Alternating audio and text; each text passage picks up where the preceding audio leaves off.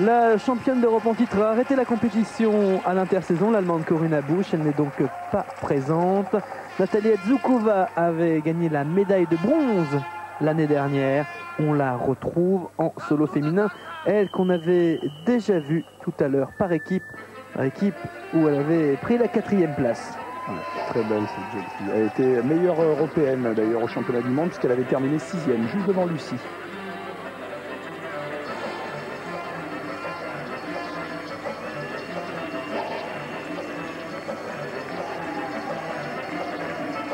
Et donc la France n'est pas représentée non plus dans cette catégorie en finale. Sandrine Gagliano, sa première année de compétition, qui termine 8e, un bon classement, 8e sur 16 pays présents quand même. Hein. Voilà, ce passage très précieux. Mais alors la catégorie des solos femmes était extrêmement difficile cette année, extrêmement difficile. Ah ouais, c'est vrai. Pour vous dire que dans la catégorie des solos femmes, en finale, on a la Finlandaise qui a gagné la Coupe d'Europe, on a l'Espagnole qui a gagné la Coupe du Monde, on a comment ça s'appelle, la Tchèque qui est vice-championne d'Europe, on a elle qui est médaille de bronze. Enfin, je veux dire que c'est... Ouais, il y a du beau monde. Hein.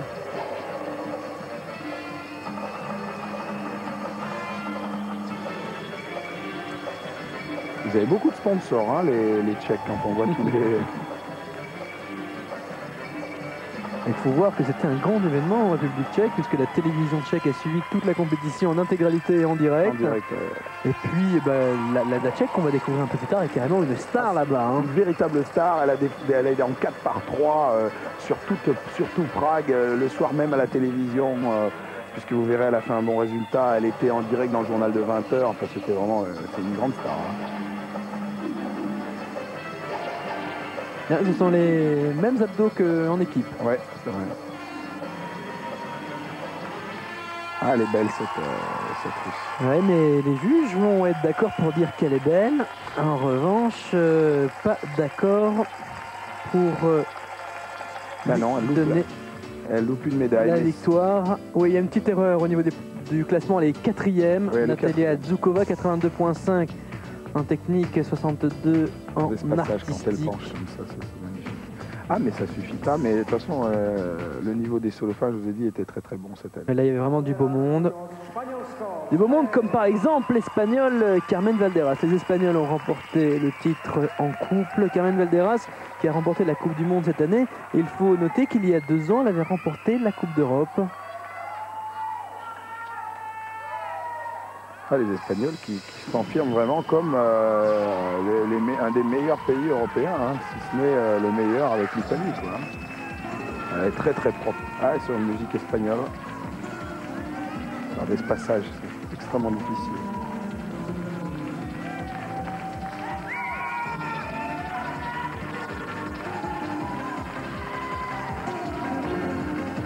Ah, il a choisi une musique de son pays, hein, remixée, mais...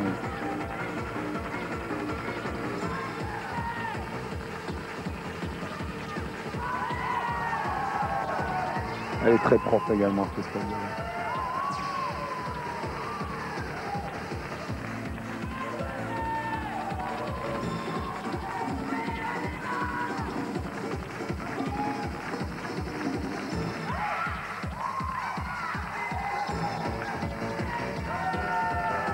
Très beaux écarts des deux côtés, très propre.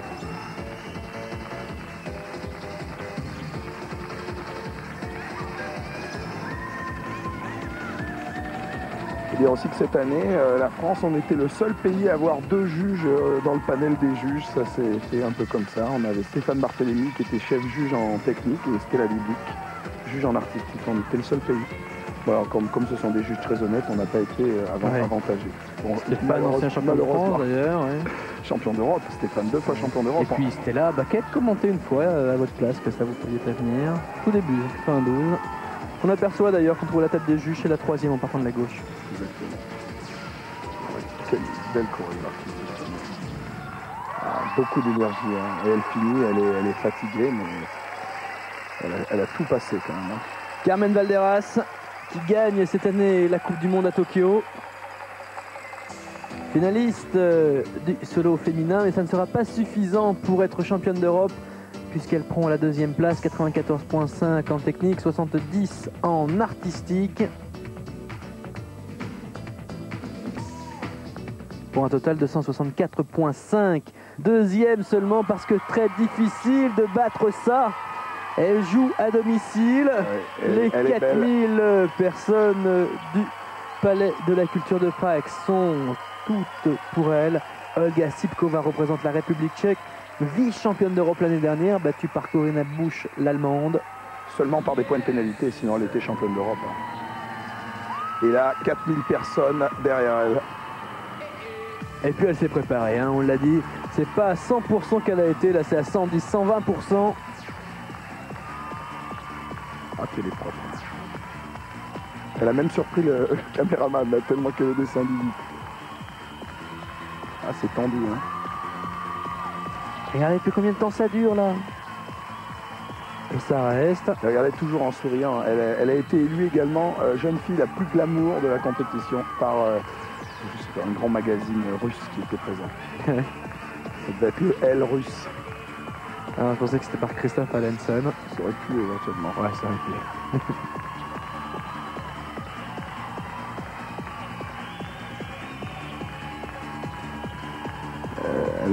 Elle avait son petit garçon qu'elle a, puisqu'elle est maman. Elle a un petit garçon qui va avoir 4-5 ans. Elle assure cette année. Elle avait pris 10 points de pénalité. Elle avait perdu le titre l'année dernière sur ce mouvement-là.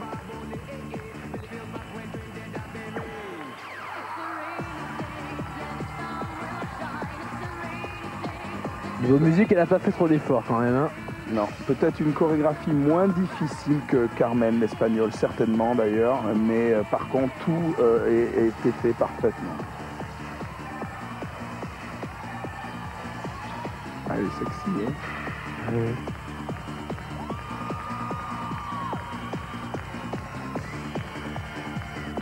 Ah, ça c'est cool.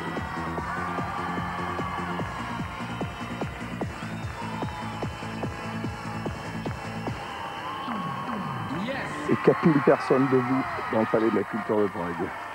Pour Olga Sipkova de la République tchèque. Et là, ça va être la folie un petit peu. Hein. Et on avait bien volontairement placé le solo féminin à la fin parce que c'est là que la République tchèque avait le plus de chances de ramener des médailles. Et en tout cas, de ramener un titre. Et regardez là. C'est vrai qu'il y a du monde. Ah oui, il y a des personnes assises, regardez, dans tous les escaliers. Dans les escaliers, oui. Ah, puis il y a des fans, hein. Il y a des vrais supporters. Eh bien, des supporters qui vont être récompensés parce que vous l'avez compris, Olga Sipkova qui devient championne d'Europe chez elle à Prague. 96 en technique, 2 points et demi. 71 en artistique.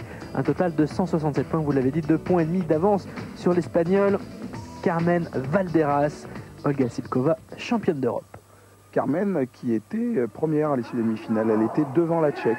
Et là, voici la 20. Ah oui, alors elle, moi j'ai découverte quand on a fait la Coupe d'Europe de l'IAF, Tuuli Matinsalo, la finlandaise. Elle avait fait la totale là-bas. Hein. Il faut dire qu'elle était loin devant ses adversaires. D'ailleurs, on voit la différence de niveau entre les deux fédérations. Hein. C'est clair. Et Tuuli Matinsalo, et d'ailleurs qui est beaucoup plus souriante ici, qui, vous l'avez compris, ne sera pas championne d'Europe puisque c'est Olga Sipkova, mais qui va être plus contente de son podium ici qu'elle ne l'était. 3e au championnat d'Europe, c'est mieux que vainqueur de la Coupe d'Europe, c'est clair en point de vue à du niveau. Budapest, hein. Alors, qu'est-ce qu'elle est dynamique. Quel showmanship, comme on dit. Regardez ce passage qui est grand.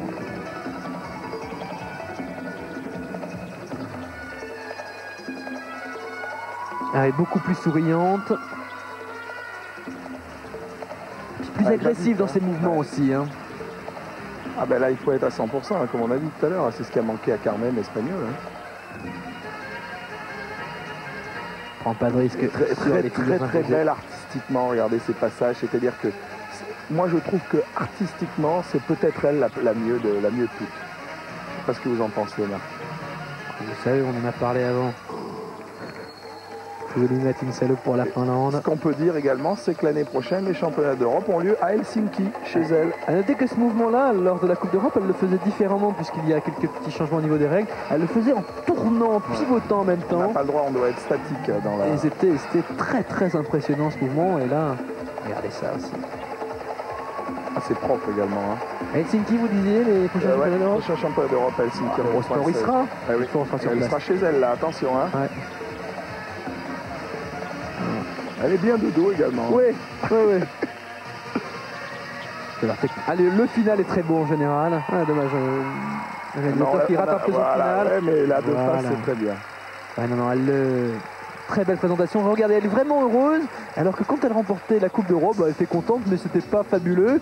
Et Tuuli Matinsalo qui va prendre la 3e place, 85.5 en technique, 71.5 en artistique, un total de 157 points. Et voilà un pays également qui progresse, la Finlande, puisqu'on a une médaille de bronze ici, mais... La dernière finaliste à présent pour l'Ukraine, Olga Passilknaya. On l'a vu tout à l'heure en couple, avec qui elle a ramené la médaille de bronze.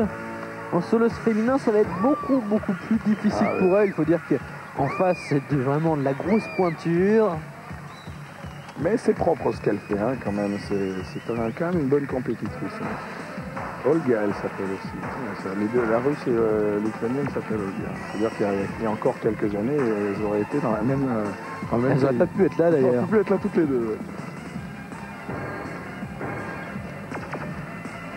Ce qui s'est passé d'ailleurs la première année, puisque les championnats du monde ont eu lieu en 90, et il y avait encore, je crois, l'URSS à l'époque. Hein, il me semble, hein, que je ne sais pas en quelle année le changement s'est fait, mais 90, c'est sûr que c'était encore l'Union soviétique.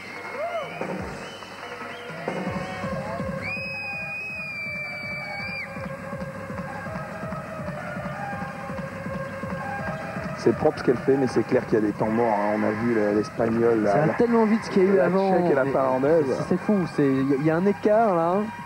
Et pourtant c'est propre ce qu'elle fait, rien à dire. Je veux dire, tout ce qu'elle fait, elle le fait bien.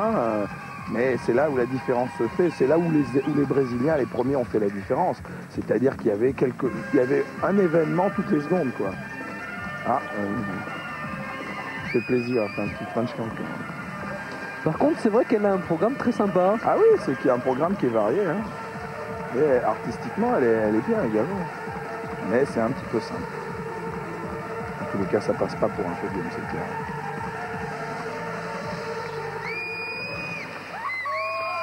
Et voilà. Olga Passilknaya, qui était la dernière finaliste de ces championnats d'Europe dans la dernière catégorie, le solo féminin. Elle représentait l'Ukraine, médaillée de bronze avec le couple. Elle a quelques petites erreurs de synthé, en fait un total de 140 points, elle prend la 5e place, pas grave, 3 catégories, 2 finales, une médaille, pas de problème pour l'Ukrainienne. Elle est moins bien que la Russe quand même, qui a fait 4e. Pas de problème. Donc c'est la victoire d'Olga Sipkova de la République tchèque chez elle devant son public, elle qui était médaillée d'argent l'année dernière à Bonn. 2e Carmen Valderast, victorieuse de la Coupe du Monde de Tokyo. 3e Tuuli Matinsalo, la Finlandaise, vainqueur de la Coupe d'Europe. C'est la fin de ces championnats d'Europe 95, les rubriques artistiques vous le retrouvez bien évidemment sur Eurosport. Il y a l'Open mondial en juin, les championnats du monde en août et puis en décembre également des championnats du monde. Et il y aurait également les championnats nationaux. Christophe, merci, à bientôt. Au revoir Marc et à bientôt.